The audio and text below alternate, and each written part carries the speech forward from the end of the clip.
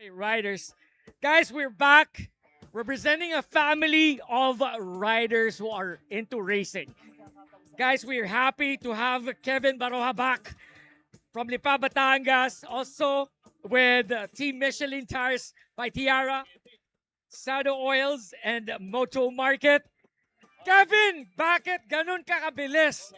What were the techniques, skills, and the dynamics na ginamit mo para ganun ka kabilis?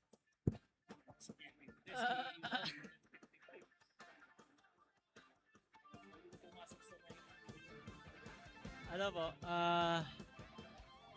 kaya po ako ganun kabilis kasi nag-practice po ako ng consistent and dasal din po. How young are you, pare? Gaano ka kabata? 20 po. 20.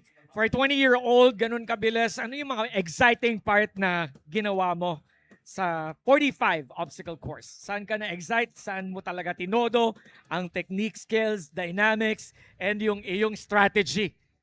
Ah, ang naging strategy ko po ay less mistake and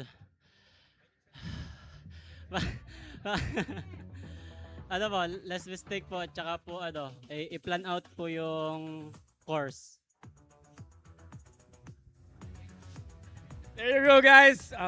A rider with a few words.